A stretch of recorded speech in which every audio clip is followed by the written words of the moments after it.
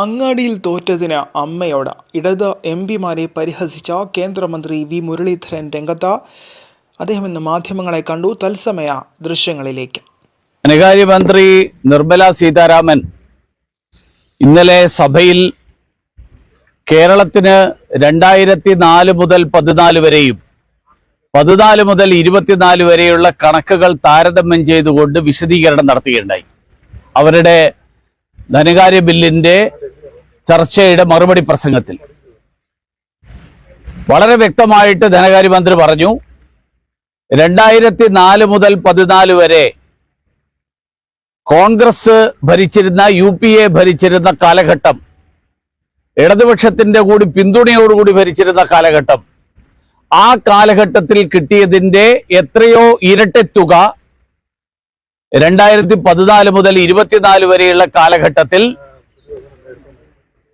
കേരളത്തിന് കേന്ദ്ര സർക്കാർ നൽകിയിട്ടുണ്ട്. ശ്രീമാൻ എളമരം കരീമും ശ്രീ ജോൺ ബ്രിട്ടാസും അടക്കമുള്ള ആൾക്കാർക്ക് ഒരു മറുപടിയും ഇന്നലെ പറയാനില്ലായിരുന്നു എന്നുള്ളത് കൊണ്ടാണ് അവർ മിണ്ടാതിരുന്നത്. അപ്പൊ ധനകാര്യമന്ത്രി പറഞ്ഞതിനെ നിഷേധിക്കാനോ വസ്തുതകൾ മുന്നോട്ട് വെക്കാനോ സഭയെ തെറ്റിദ്ധരിപ്പിക്കുന്നു എന്നെങ്കിലും പറയാനോ മുതിരാതിരുന്ന ആളുകൾ വിജയ് ചൗക്കിൽ വന്നിട്ട് മാധ്യമങ്ങളെ ഉപയോഗിച്ചുകൊണ്ട് ജനങ്ങളോട് വീണ്ടും കള്ളപ്രചരണം നടത്താൻ ശ്രമിക്കുന്നത് ശുദ്ധമായ ഭാഷയിൽ, വളരെ മിതമായിട്ടുള്ള ഭാഷയിൽ പറഞ്ഞാൽ, അമ്മയോട് തോറ്റതിന്, അങ്ങാടിയിൽ തോറ്റതിന് അമ്മയോട് എന്ന് പറയുന്നത് പോലെ ഞാൻ വെല്ലുവിളിക്കുകയാണ് ഇടതുപക്ഷത്തിന്റെ എംപിമാർക്ക് ഈ കാര്യത്തിൽ വസ്തുതകൾ ഇന്നലെ ധനകാര്യമന്ത്രി പറഞ്ഞതിൽ നിന്ന് വ്യത്യസ്തമാണ് എന്നുണ്ടെങ്കിൽ അവകാശ ലംഘനത്തിന് നോട്ടീസ് കൊടുക്കാം, അല്ലെങ്കിൽ അവരുടെ കയ്യിലുള്ള വിവരങ്ങൾ സഭയുടെ മേശപ്പുറത്ത് അവർക്ക് സ്വയം വെക്കാം. അതല്ലാതെ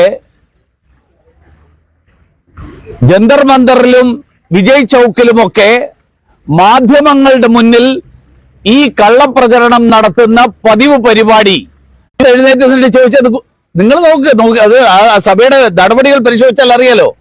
സഭയുടെ നടപടികൾ എല്ലാ എംപിമാർക്കും, CPM-ന് സമയമുണ്ടല്ലോ, ആ സമയത്തിന് അവരെന്തുകൊണ്ട് ഉപയോഗിച്ചല്ലേ ഈ കാര്യം പറയാൻ? CPM-ന് എല്ലാ പാർട്ടിക്കും സമയം അനുവദിക്കും. സമയം അനുവദിക്കാത്ത പ്രശ്നം ഒരിക്കലും ഇന്ത്യൻ പാർലമെന്റിൽ ഉണ്ടാവില്ല. ഇതൊക്കെ നിങ്ങളോട് പറയാന്നല്ലാതെ, നിങ്ങളോട് പറയാന്ന് പറഞ്ഞാൽ നിങ്ങൾക്കത് അറിയാം, പക്ഷെ നിങ്ങളിലൂടെ ഇത് കേൾക്കുന്ന ജനങ്ങൾക്ക് വരെ ഉണ്ടായി. എന്നാൽ അതിന് ആനുപാതികമായിട്ടുള്ള ഒരു വിഹിതം സംസ്ഥാനങ്ങൾക്ക്, പ്രത്യേകിച്ച് കേരളത്തിന് നൽകുന്നതിന് കേന്ദ്ര സർക്കാർ തയ്യാറായില്ല എന്നതാണ്. എത്ര കൊടുത്തു എന്നുള്ള കണക്കുണ്ടല്ലോ, 2004 മുതൽ 14 വരെയുള്ള കണക്ക് അവര്. അപ്പൊ അതിനർത്ഥം ഇന്നലെ പറഞ്ഞത് വസ്തുതയാണെന്നാണ്, സഭയെ തെറ്റിദ്ധരിപ്പിക്കായിരുന്നില്ല. ഇന്നലെ ധനകാര്യമന്ത്രി സഭയെ തെറ്റിദ്ധരിപ്പിച്ചു എന്ന് പറഞ്ഞാൽ ധനകാര്യമന്ത്രി പറഞ്ഞ കണക്ക് ശരിയാണോ അല്ലയോ? കണക്ക് ശരിയാണ്. കഴിഞ്ഞ തവണ കിട്ടിയതിനേക്കാൾ എത്ര കൂടുതൽ കിട്ടി? 4 ഇരട്ടി കിട്ടി. നിങ്ങൾ വായിച്ചു നോക്ക്, ധനകാര്യമന്ത്രിയുടെ കണക്കുണ്ടല്ലോ. ഞാൻ 57,000-ന്റെ കണക്ക് എന്താ പറയാത്തത്? ഇവിടെ ജന്തർ മന്ദറിൽ മൈക്ക് കെട്ടിയിട്ട് 57,000 പറഞ്ഞാൽ പോരാ, സഭയിൽ പറയണം.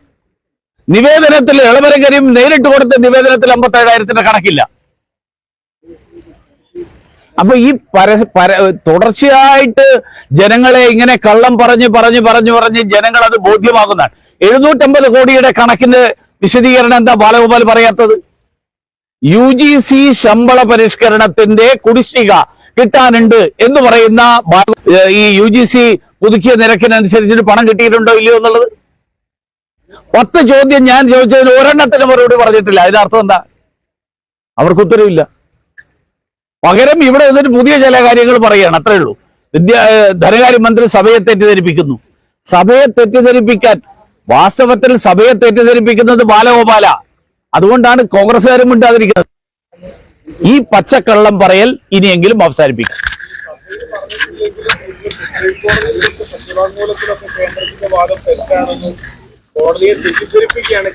അത് വരട്ടെ, സഭയിൽ പറയണല്ലോ. സഭയിൽ പറഞ്ഞില്ലെങ്കിലും എന്ന് പറയുന്നുണ്ട്, ആവശ്യമില്ലല്ലോ. സഭയിൽ പറയാലോ. കോടതിയുടെ മുമ്പാകെ കൊടുക്കുന്ന കാര്യങ്ങൾ കോടതിയുടെ മുമ്പാകെ വരട്ടെ, അപ്പൊ നമുക്ക് നോക്കാം അതിന്റെ മറുപടി. കിഫ്ബിയുടെ കടവും അതുപോലെ പെൻഷൻ കമ്പനിയുടെ കടവും പൊതുകടമായി കണ്ടുകൊണ്ട് പല ആനുകൂല്യങ്ങളും നിഷേധിക്കുന്നുവെന്നും മന്ത്രിമാർ തീർച്ചയായിട്ടും കാര്യമില്ലുണ്ടെങ്കിൽ അവർ വായിച്ചിട്ട് ധനകാര്യ കമ്മീഷന്റെ ശുപാർശ ഒന്ന് വായിച്ചു ഒക്കെ മനസ്സിലാക്കുക. ധനകാര്യ കമ്മീഷന്റെ വ്യവസ്ഥ കമ്മീഷന്റെ ടേംസ് ഓഫ് റെഫറൻസും മറ്റു വ്യവസ്ഥകളും തീരുമാനിക്കുന്നത് സർക്കാരിന് റോളുണ്ട്. അപ്പൊ അതുകൊണ്ട് സർക്കാർ പ്രതികൂലമായിട്ട് സമീപിച്ചതുകൊണ്ടാണ് ധനകാര്യ കമ്മീഷൻ. ഞാൻ ചോദിക്കട്ടെ, ധനകാര്യ കമ്മീഷന്റെ മാനദണ്ഡം തിരുത്തണം എന്നുള്ളതാണ് ആവശ്യമെങ്കിൽ ജന്തർ മന്ദറിൽ ധർണ നടത്തുകയല്ലേ വേണ്ടത്? ധനകാര്യ കമ്മീഷൻ കേരളത്തിൽ വന്നിട്ട് ചർച്ച ചെയ്തിട്ടാണ് ഇതൊക്കെ തീരുമാനിച്ചത്. ആ സമയത്ത് ഇവരാരെങ്കിലും പറഞ്ഞിട്ടുണ്ടോ? ഇനി വീണ്ടും അടുത്ത 16ാം ധനകാര്യ കമ്മീഷൻ വരാൻ പോകുന്നു. അവരോട് സംസാരിക്കുകയല്ലേ വേണ്ടത്? അവരോട് സംസാരിക്കുന്നതിന് പകരം അഴിമതിക്കാരെല്ലാരും കൂടി ഒരുമിച്ച് കൂടി ഒരാൾ ഇഡിയുടെ നോട്ടീസ് പേടിച്ച് ഓടി നടക്കുന്ന ഒരാളെ പിടിച്ച് അവിടെ ഇരുത്തിയിരിക്കുക. ഇഡിയുടെ നോട്ടീസ് പേടിച്ച് ഓടി നടക്കുന്ന രക്ഷപ്പെടുന്ന മാളത്തിൽ ഒളിച്ചിരിക്കുന്ന ആള് കോടതി വിളിച്ചിരിക്കുക. അയാളെ 17ാം തീയതി കോടതിയിൽ ഹാജരാവണം. ആ പുള്ളിയെ പിടിച്ചിരുത്തിയിട്ട് എന്റെ മകള് തട്ടിപ്പ് നടത്തിയതിന് എന്റെ മകൾക്കെതിരായിട്ടുള്ള കേസ് ഉണ്ടാവുമ്പോ ഒരു തട്ടിപ്പുകാരനും കൂടി പിടിച്ചിരുത്തിയത് കൊണ്ട് ജനങ്ങൾക്ക് ഇതൊന്നും ബോധ്യമാവില്ലല്ലോ. മുഖ്യമന്ത്രിക്ക് എന്താ പച്ചക്കള്ള? മുഖ്യമന്ത്രി സ്വന്തം മകളുടെ കാര്യത്തിൽ പച്ചക്കള്ള പറയുന്ന മുഖ്യമന്ത്രി 57,000ന്റെ കാര്യത്തിൽ സത്യസന്ധത പാലിക്കും എന്ന് ആർക്കെങ്കിലും വിശ്വസിക്കാൻ പറയോ?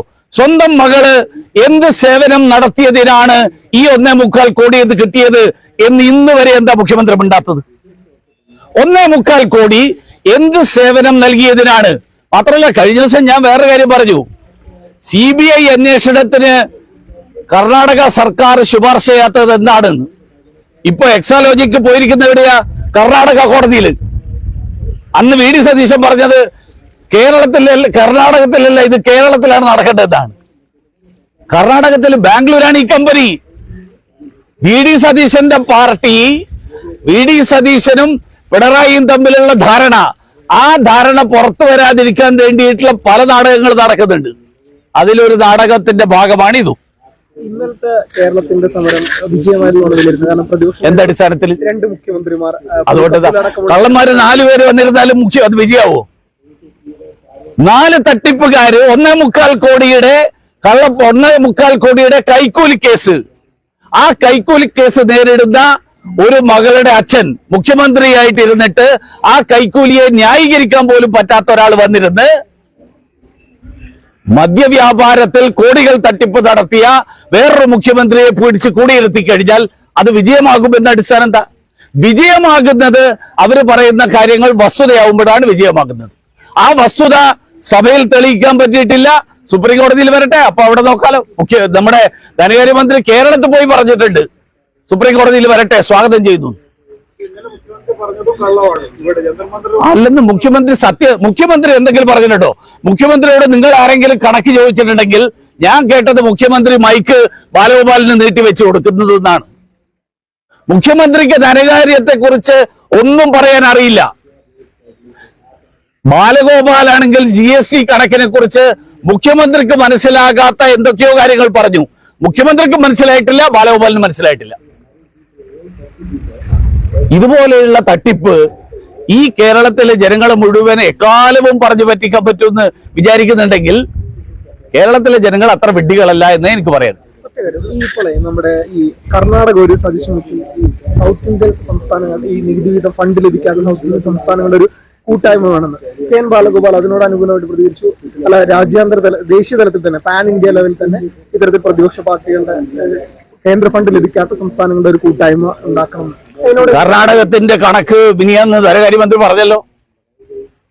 കർണാടകത്തിന് ദുരന്ത നിവാരണത്തിൽ പ്രളയത്തിന് പണം കിട്ടിയില്ല എന്നുണ്ട്. 12,000 കോടി കേന്ദ്രം കൊടുത്തു എന്നുള്ളത് ധനകാര്യമന്ത്രി പറഞ്ഞു. അപ്പൊ കള്ളം പറയുന്നവരെല്ലാവർക്കും കൂടി, തട്ടിപ്പുകാർക്ക് എല്ലാവർക്കും കൂടി, അഴിമതിക്കാർക്ക് എല്ലാവർക്കും കൂടി ഒരുമിച്ച് ഒരു കൂട്ടായ്മ ഉണ്ടാക്കുന്നതിനെ ഞങ്ങൾ സ്വാഗതം ചെയ്തു.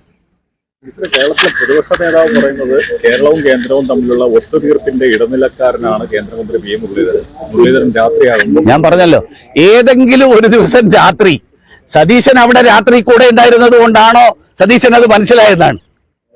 ഞാൻ ഏതെങ്കിലും ഒരു രാത്രി പിണറായി വിജയനെ കാണാൻ പോയിട്ടുണ്ടെങ്കിൽ സതീശൻ ഒന്ന് പറയട്ടെ, ഇത്രാം തീയതി മുരളീധരൻ പിണറായി വിജയനെ കാണാൻ പോയി പറയട്ടെ. കാരണം സതീശന് ധൈര്യമില്ല. ഒരാഴ്ച കഴിഞ്ഞ് ധൈര്യം സംഭരിക്കാൻ പിണറായി വിജയന്റെ മകൾക്കെതിരായിട്ടുള്ള കാര്യം സഭയിൽ ഉന്നയിക്കാൻ. കഴിഞ്ഞ സഭാ സമ്മേളനത്തിന്റെ കാലത്ത് പുറത്തു വന്ന വിവരം ഉന്നയിക്കാൻ ഒരു സഭാ സമ്മേളനത്തിന്റെ കാലത്ത് മിണ്ടാതിരുന്നു. അടുത്ത സഭാ സമ്മേളനത്തിൽ ഒരാഴ്ച കഴിഞ്ഞു ധൈര്യം സംഭരിക്കാൻ. അത് കഴിഞ്ഞിട്ട് പിന്നെ മിണ്ടാട്ടമില്ല. എന്തുകൊണ്ടാ അതെങ്കിലും ഉന്നയിച്ചത്? കേന്ദ്രം കേസെടുത്തു, SFI. അതുകൊണ്ട് ഈ സതീശൻ ഇതുപോലത്തെ സ്ഥിരം പല്ലവി പറഞ്ഞിട്ട് സതീശന്റെ ഈ ഇടപാടുണ്ടല്ലോ, ഈ ഇടപാട് ഒളിപ്പിച്ചു വെക്കാൻ എക്കാലത്തും പറ്റില്ല. മുഖ്യമന്ത്രി ഇന്നലെ ധനകാര്യമന്ത്രി നമ്മുടെ ആഭ്യന്തരമന്ത്രി പറഞ്ഞല്ലോ, ഞാൻ ഇടനിലക്കാരനാണെങ്കിൽ ധനകാര്യമന്ത്രി ഇത് പറയില്ലല്ലോ.